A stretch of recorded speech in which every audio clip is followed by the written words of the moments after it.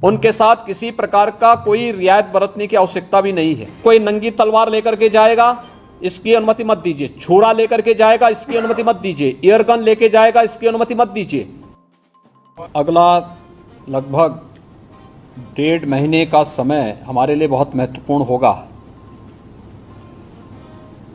इसमें 9 या 10 को जो भी मुस्लिम धर्मगुरु घोषित करेंगे, उस दिन उनकी बकरीद का कार्यक्रम संपन्न होगा पूरे प्रदेश के अंदर। और 14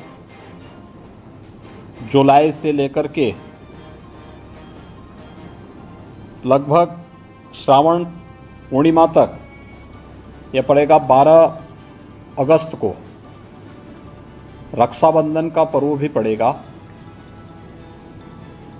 प्रत्येक सोमवार के साथ साथ जिस दिन महाशिवरात्रि का आयोजन होगा, उस दिन सभी देवालयों में भी भीड़ भाड़ होगी। 31 जुलाई से लेकर 12 अगस्त तक अयोध्या का सावन मेला भी है। 2 अगस्त को नाग पंचमी का भी पर्व पड़ेगा और 31 जुलाई से 9 अगस्त के बीच में मुहर्रम भी है। देखिए, सभी आयोजन एक दूसरे के साथ जुड़े हुए हैं। मुहर्रम के दौरान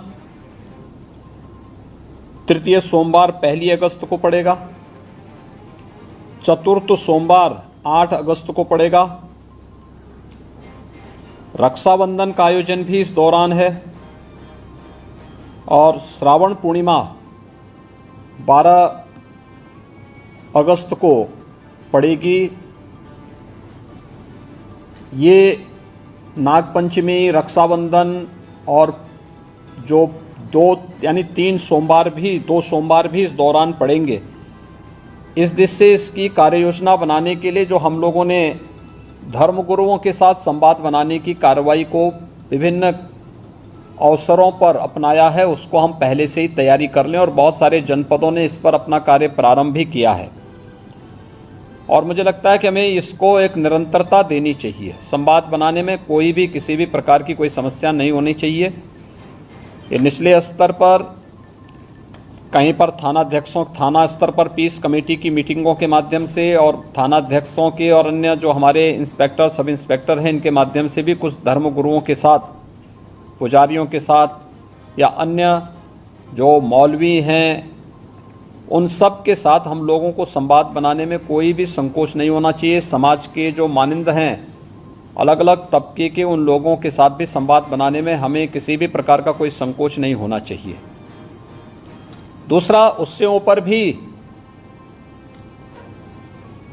जो हमारा सर्किल है या ज्वाइंट मजिस्ट्रेट हैं, उनके माध्यम से भी, या जो उप जिलाधिकारीगण हैं, ये लोग भी संवाद बनाएं, अच्छा होगा।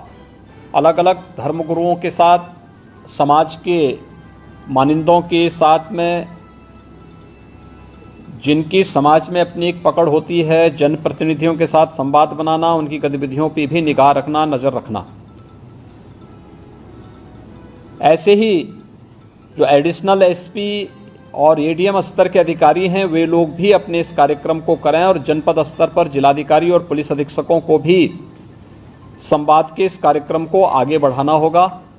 यह सुनिश्चित करें, क्योंकि ये सारे कार्यक्रम पड़ेंगे और 15 अगस्त को स्वतंत्रता दिवस का कार्यक्रम भी होगा, क्योंकि अमृत महोत्सव है आज़ादी का। तो इस अवसर पर कुछ विशेष आयोजन होंगे। उन आयोजनों के साथ पूरा प्रदेश जुड़ेगा। तो जितने भी ऐसे तत्व हैं जो एंटी सोशल हैं, एंटी नेशनल हैं, वे कुछ न कुछ गड़बड़ी करने का प्रयास करेंगे, माहौल को खराब करने का प्रयास करेंगे। इसलिए सतर्कता और सावधानी, इसके लिए संवाद हमारा महत्वपूर्ण है और संवाद के माध्यम से इसके समाधान का रास्ता निकालना, इसकी समीक्षा रेंज स्तर पर, कमिश्नरी स्तर पर, जोन स्तर पर निरंतर होती रहे। पर्व और त्यौहार कोई भी हो, शासन की जिम्मेदारी बनती है वहां पर सुविधा देना और सुरक्षा का बेहतर माहौल देना। कोई भी पर्व और त्यौहार हो, परंपरागत तरीके से हो। परंपरा से हटकर कुछ भी हम न होने दें। आयोजकों के नाम नोट करें, आयोजकों से हम लोग एप्लीकेशन जरूर लें और उनसे सुनिश्चित जरूर कराएं। हमने गृह विभाग को भी मैंने एक परफॉर्मा उपलब्ध करवाया था कि उसे हर एक जनपद में उपलब्ध कराएं और उसी के माध्यम से अनुमति भी सुनिश्चित कराएं।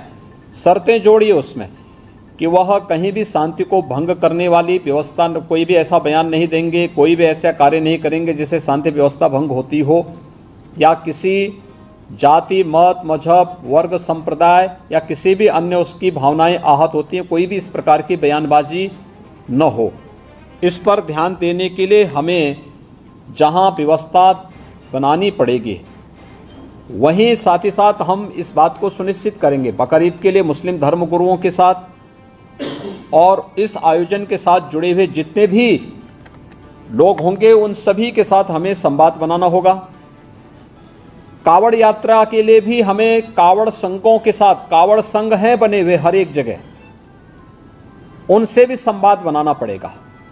अगर हम उसी स्तर पर संवाद बनाएंगे तो बाद में जब ये भीड़ इकट्ठी होती है तो उस समय समस्या नहीं खड़ी होती है, तब ये कार्यक्रम एक रूटीन का हिस्सा बन जाता है, फिर उसमें कोई समस्या पैदा नहीं होती है।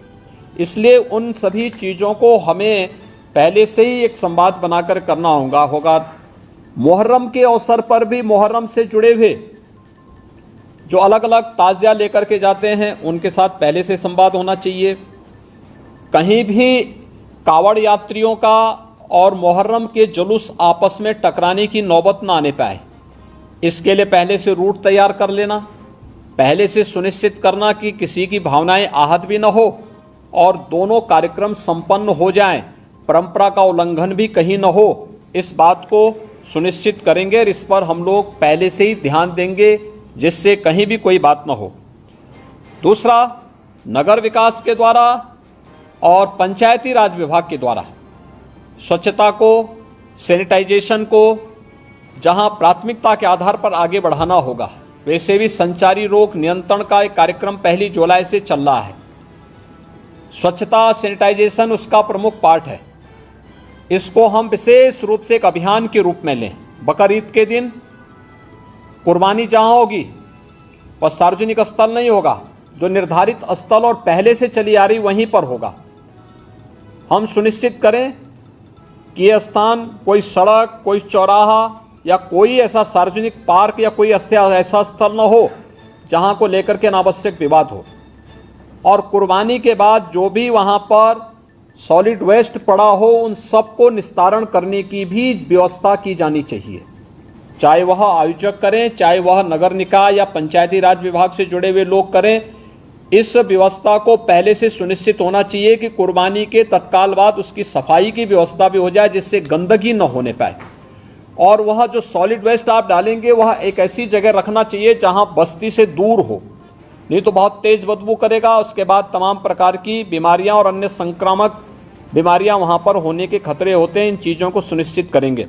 उसको पानी में बहाएंगे भी नहीं, ये भी सुनिश्चित करेंगे।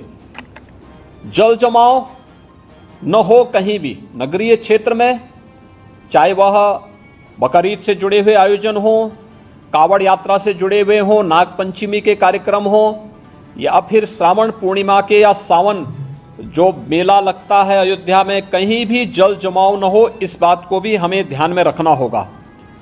शुद्ध पेयजल की आपूर्ति के लिए भी विशेष व्यवस्था देखनी पड़ेगी। हम लोग लगातार देख रहे हैं, लगातार न्यूज़पेपर में, अन्य जगहों पर हम लोग इस बात को देखते हैं कि शुद्ध पेयजल की आपूर्ति नहीं हो रही है।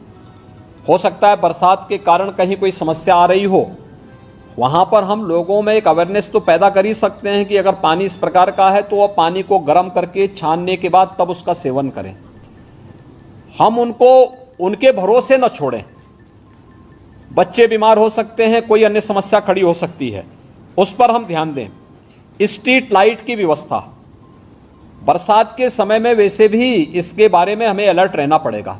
नगर निकायों को भी जहां जहां ये आयोजन हो और कावड़ यात्रा से जुड़े हुए जितने भी रूट हों वहां पर भी स्ट्रीट लाइट की व्यवस्था ठीक हो।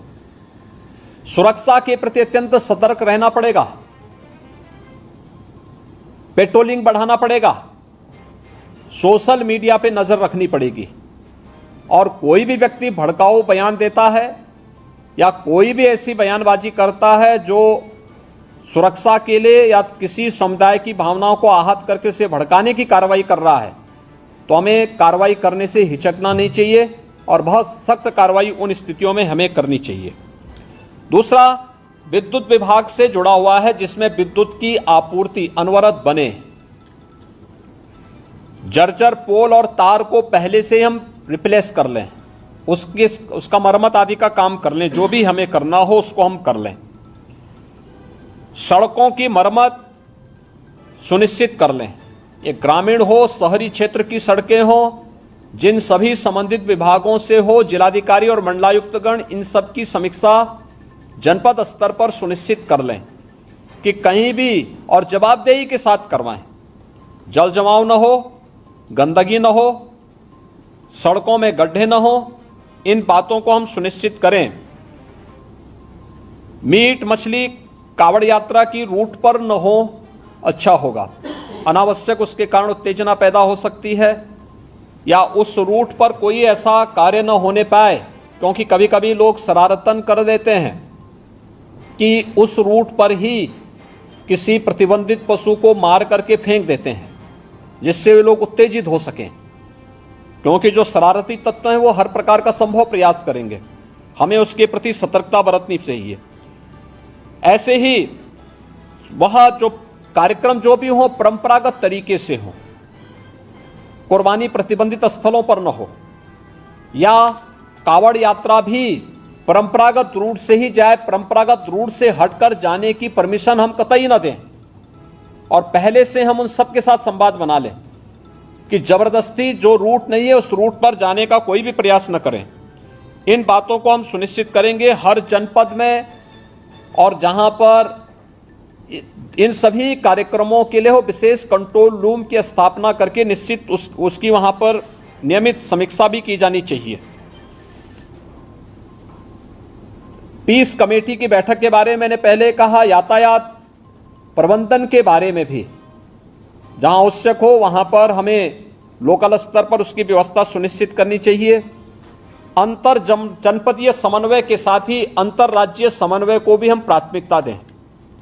खासतौर पर पश्चिमी उत्तर प्रदेश में गाजियाबाद से हरिद्वार के बीच में जो कावड़ यात्रा चलेगी, इस कावड़ यात्रा के रूट में अगर आप देखेंगे तो दिल्ली से, पंजाब से, हरियाणा से, राजस्थान से और भी अन्य स्थलों से काफ़ी बड़ी संख्या में कावड़ यात्री आते हैं। अच्छा होगा उन राज्यों के साथ हम पहले से संवाद बना लें, संवाद बना करके उनको राज्य सरकार के द्वारा क्या क्या नियम बनाए गए हैं उसके पालन के बारे में उनको बता दें। दूसरा, जो मैंने पहले भी कहा स्वास्थ्य विभाग में कि जो लोग कोविड से इन्फेक्ट हुए थे सेकेंड वेव के दौरान, वो लोग बहुत लंबा पैदल चलने का प्रयास न करें, अनावश्यक रूप से उनके जीवन के साथ खिलवाड़ हो जाएगा। जा रहे हैं तो पानी की व्यवस्था सुनिश्चित करें, जगह जगह मेडिकल कैंप भी रहे और किसी भी प्रकार की कोई लापरवाही उन स्थलों पर न हो, इन बातों को हम ध्यान में रखेंगे। प्लास्टिक फ्री सभी आयोजन हो, किसी भी आयोजन में जब प्लास्टिक को हम लोग 19 में प्रतिबंधित कर चुके हैं और इधर भारत सरकार ने 1 जुलाई से प्लास्टिक पूरी तरह प्रतिबंधित किया है, तो हम लोग प्लास्टिक फ्री पूरी व्यवस्था को बनाने का प्रयास करें। स्वच्छता का विशेष ध्यान दें। कावड़ महिला और पुरुषों के लिए अलग अलग टॉयलेट हों, पर्याप्त मात्रा में जल की आपूर्ति वहां पर होती रहे, ये भी हम इसको देखें और सतर्कता के लिए सेक्टर स्कीम अभी से हम लागू कर सकेंगे तो ये अच्छा होगा। इन सभी कार्यक्रमों को व्यवस्थित तरीके से अभी से लेकर के और स्वतंत्रता दिवस के कार्यक्रम के लिए जो भी आयोजन हर जनपद के लिए, हर विद्यालय के लिए, हर ग्राम पंचायत के लिए हमारा प्रयास होना चाहिए कि ग्राम पंचायत के सचिवालय में भी स्वतंत्रता दिवस के दिन भारत का राष्ट्र झंडा फहराया जाए। नगर निकायों में होना चाहिए, हर नगर निकाय के अंदर अच्छा आयोजन होना चाहिए, सांस्कृतिक कार्यक्रम होना चाहिए, राष्ट्रभक्ति के गीतों को का वहां पर कार्यक्रम हो, स्वतंत्रता संग्राम सेनानियों को, दूसरा शहीद परिवारों के लोगों को, रिटायर्ड जो आर्मी से जुड़े हुए जितने भी रिटायर्ड पर्सन हैं, इन सबको बुला करके उनका सम्मान हो। शहीद परिवारों को, शहीद परिवार सेना से जुड़े हो सकते हैं, पैरामिलिट्री से जुड़े हो सकते हैं, पुलिस से जुड़े हो सकते हैं, आखिर उन्होंने भी तो सुरक्षा में योगदान दिया है। उन लोगों के सम्मान का कार्यक्रम होना चाहिए, हर एक जगह होना चाहिए। स्थानीय स्तर पर हो सकता है आजादी की लड़ाई के दौरान बहुत सारे ऐसे योद्धा रहे होंगे जो इतिहास के पन्नों में गुम हो गए होंगे, अज्ञात होंगे, लेकिन लोकल स्तर पर उनका गायन होता है। लोकल स्तर पर लोग लोक कथा के माध्यम से, लोक परंपरा के माध्यम से उनका श्रवण करते हैं। अच्छा होगा उन ग्राम पंचायतों में उनकी तस्वीर है तो उस तस्वीर के साथ हम वहां पे उन्हें इस अवसर पर श्रद्धांजलि देने का कार्य करें, उन्हें नमन करने का कार्य करें। तिरंगा हो, राष्ट्रगान, उन सभी गांवों में प्रयास हो कि ग्राम पंचायतें राष्ट्रगान उस अवसर पर वहां पर उसे आयोजित करें। जिन गांवों में अमृत सरोवर बन चुके हैं, अमृत सरोवर के तट पर ही यह आयोजन हो सके तो अच्छा होगा। उसकी फोटोग्राफ भी कलेक्ट करें ग्राम्य विकास विभाग कि ग्राम पंचायतों के साथ संवाद बना करके ग्राम्य विकास और पंचायती राज विभाग वहां पर इस कार्यक्रम को आयोजित करें। नगर विकास विभाग भी इस बात को सुनिश्चित करें कि अगर अमृत सरोवर बन चुके हो तो अमृत सरोवरों के तट पर भी कुछ कार्यक्रम लोकल पार्षद के नेतृत्व में इन आयोजनों को हम कर सकेंगे। उसका अपना एक मैसेज होगा। और समाज के हर तबके के मानिंदों को बुलाइए, जितने भी ऐसे सिविल सोसाइटी से जुड़े हुए नागरिक हैं उन लोगों को भी हमें इस आयोजन के साथ शामिल करना चाहिए और समाज के उन सभी लोगों को सम्मानित करना चाहिए जिनका योगदान राष्ट्रीय सुरक्षा के लिए या सुरक्षा बलों से लोग जुड़े हुए रहे हैं या कोई शहीद परिवार है, उन लोगों को हम लोगों को उस अवसर पर बुला करके सम्मानित करना चाहिए। इसकी एक विस्तृत कार्य योजना मुख्य सचिव के स्तर पर यहाँ पर राज्य स्तर से तैयार हो जाए और इसे भव्य रूप में आयोजित करने की व्यवस्था की जानी चाहिए। अच्छा होगा कि बेसिक शिक्षा परिषद और माध्यमिक शिक्षा परिषद के बच्चों को प्रभात फेरी निकाली जाए उस दौरान, स्वच्छता को लेकर के, जल संरक्षण को लेकर के, वृक्षारोपण को लेकर के, शहीदों के चित्रों को लेकर के प्रभात फेरी निकले और फिर वहां पर उस आयोजन को विद्यालय परिसर में सांस्कृतिक कार्यक्रम के साथ साथ राष्ट्रभक्ति के गीतों के साथ हम इन कार्यक्रमों को आगे बढ़ा सकें। आखिर देश की आजादी के अमृत महोत्सव कार्यक्रम का कोई मतलब तो होना चाहिए और उसे हम कैसे आगे बढ़ा सकते हैं, इस दिशा से हमें इन कार्यक्रमों के साथ जुड़ने की आवश्यकता है। आयोजन जो 10 से प्रारंभ होंगे, सेक्टर प्रणाली हम सख्ती के साथ लागू करें। 9 या 10 जुलाई से प्रारंभ होने हैं और 15 अगस्त तक चलेंगे। हम इन सभी कार्यक्रमों में पूरी सतर्कता बरतें। इस दौरान हमारा प्रयास होना चाहिए कि सभी सीनियर अधिकारी एक एक गतिविधि की मॉनिटरिंग करें, पेट्रोलिंग को बढ़ाएं।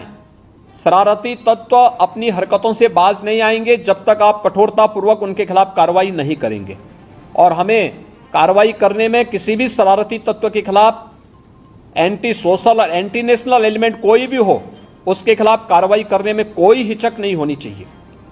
किसी शरीफ व्यक्ति को अनावश्यक रूप से कोई भी व्यक्ति प्रताड़ित न करने पाए, इन चीजों को भी हमें ध्यान में रखना होगा। लेकिन जो लोग सुरक्षा के लिए खतरा बने हुए हैं उनके साथ किसी प्रकार का कोई रियायत बरतने की आवश्यकता भी नहीं है और इसलिए सेक्टर प्रणाली तत्काल लागू करते हुए बकरीद के कार्यक्रम को सभी मुस्लिम धर्मगुरुओं के साथ संवाद बना करके बेहतरीन तरीके से, शानदार तरीके से स्वच्छता के मानकों का ध्यान रखते हुए जो पहले से ही व्यवस्था बनाई गई है कि किसी सार्वजनिक स्थल पर कोई भी ऐसे कार्यक्रम हम नहीं होने देंगे जो अनावश्यक ट्रैफिक को जाम करता हो। जो परंपरागत रूप से कार्यक्रम चलते रहे हैं उन सब उन्हें छोड़ करके, खासतौर पर जैसे कावड़ यात्रा निकलेगी या मुहर्रम के जुलूस निकलेंगे, अगर वे परंपरागत रूप हैं, हमारा प्रयास होना चाहिए कावड़ यात्रा हो या फिर मुहर्रम के जुलूस, अस्त्र शस्त्र कोई लेकर नहीं जाएगा। पहले से हम सुनिश्चित करेंगे, हम संवाद बनाएं। त्रिशूल लेकर के भी कावड़ यात्रा में कोई जाता है तो पहले से उसको जानकारी देनी होगी, उस व्यवस्था के साथ बताइएगा। लेकिन कोई नंगी तलवार लेकर के जाएगा इसकी अनुमति मत दीजिए। छुरा लेकर के जाएगा, इसकी अनुमति मत दीजिए। एयर गन लेके जाएगा, इसकी अनुमति मत दीजिए।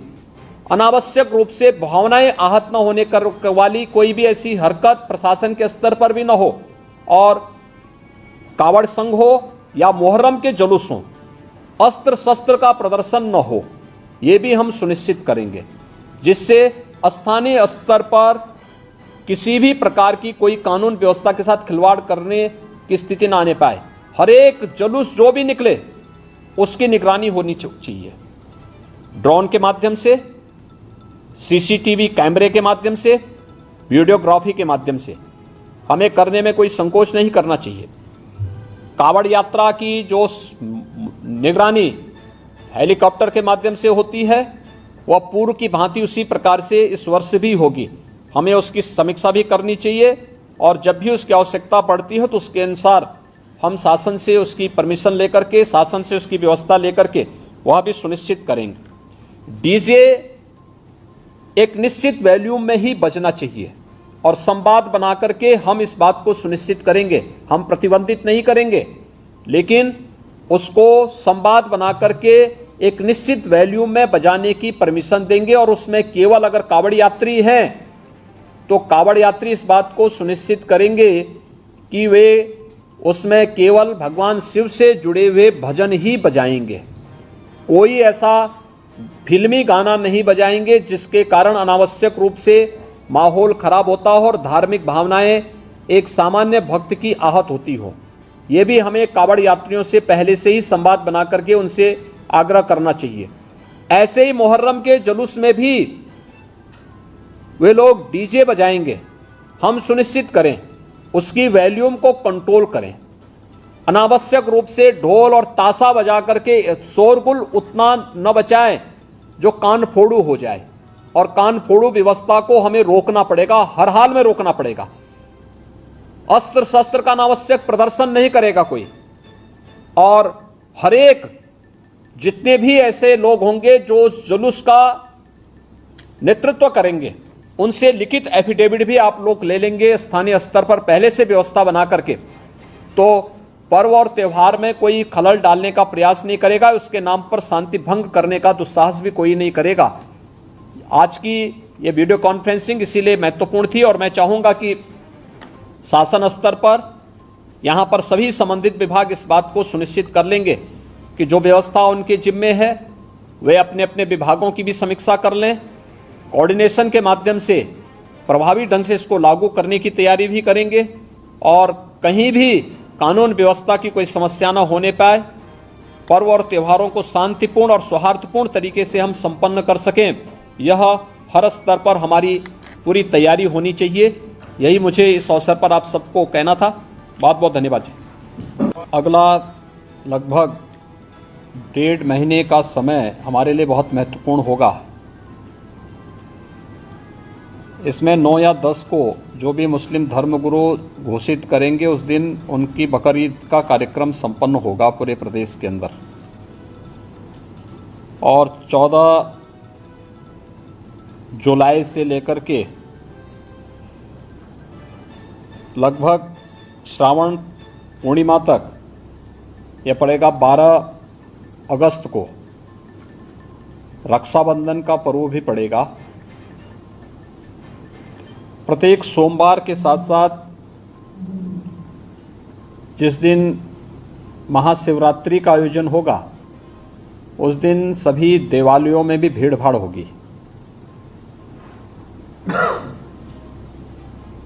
31 जुलाई से लेकर 12 अगस्त तक अयोध्या का सावन मेला भी है। 2 अगस्त को नाग पंचमी का भी पर्व पड़ेगा, और 31 जुलाई से 9 अगस्त के बीच में मुहर्रम भी है। देखिए, सभी आयोजन एक दूसरे के साथ जुड़े हुए हैं। मुहर्रम के दौरान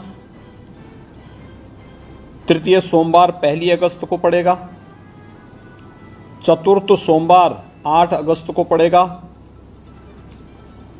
रक्षाबंधन का आयोजन भी इस दौरान है, और श्रावण पूर्णिमा 12 अगस्त को पड़ेगी। ये नागपंचमी, रक्षाबंधन और जो 3 सोमवार भी इस दौरान पड़ेंगे। इस दृष्टि से इसकी कार्य योजना बनाने के लिए जो हम लोगों ने धर्मगुरुओं के साथ संवाद बनाने की कार्रवाई को विभिन्न अवसरों पर अपनाया है, उसको हम पहले से ही तैयारी कर लें और बहुत सारे जनपदों ने इस पर अपना कार्य प्रारंभ भी किया है। और मुझे लगता है कि हमें इसको एक निरंतरता देनी चाहिए। संवाद बनाने में कोई भी किसी भी प्रकार की कोई समस्या नहीं होनी चाहिए। ये निचले स्तर पर कहीं पर थाना स्तर पर पीस कमेटी की मीटिंगों के माध्यम से और थाना अध्यक्षों के और अन्य जो हमारे इंस्पेक्टर, सब इंस्पेक्टर हैं, इनके माध्यम से भी कुछ धर्मगुरुओं के साथ, पुजारियों के साथ या अन्य जो मौलवी हैं, उन सब के साथ हम लोगों को संवाद बनाने में कोई भी संकोच नहीं होना चाहिए। समाज के जो मानिंद हैं, अलग अलग तबके के, उन लोगों के साथ भी संवाद बनाने में हमें किसी भी प्रकार का कोई संकोच नहीं होना चाहिए। दूसरा, उससे ऊपर भी जो हमारा सर्किल है या ज्वाइंट मजिस्ट्रेट हैं, उनके माध्यम से भी, या जो उप जिलाधिकारीगण हैं, ये लोग भी संवाद बनाएं, अच्छा होगा। अलग अलग धर्मगुरुओं के साथ, समाज के मानिंदों के साथ में,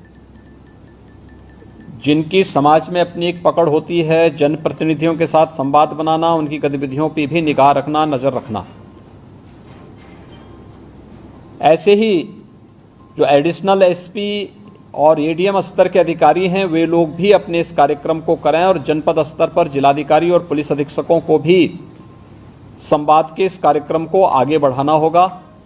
यह सुनिश्चित करें, क्योंकि ये सारे कार्यक्रम पड़ेंगे और 15 अगस्त को स्वतंत्रता दिवस का कार्यक्रम भी होगा, जो क्योंकि अमृत महोत्सव है आज़ादी का, तो इस अवसर पर कुछ विशेष आयोजन होंगे। उन आयोजनों के साथ पूरा प्रदेश जुड़ेगा। तो जितने भी ऐसे तत्व हैं जो एंटी सोशल हैं, एंटी नेशनल हैं, वे कुछ न कुछ गड़बड़ी करने का प्रयास करेंगे, माहौल को खराब करने का प्रयास करेंगे। इसलिए सतर्कता और सावधानी, इसके लिए संवाद हमारा महत्वपूर्ण है और संवाद के माध्यम से इसके समाधान का रास्ता निकालना, इसकी समीक्षा रेंज स्तर पर, कमिश्नरी स्तर पर, जोन स्तर पर निरंतर होती रहे।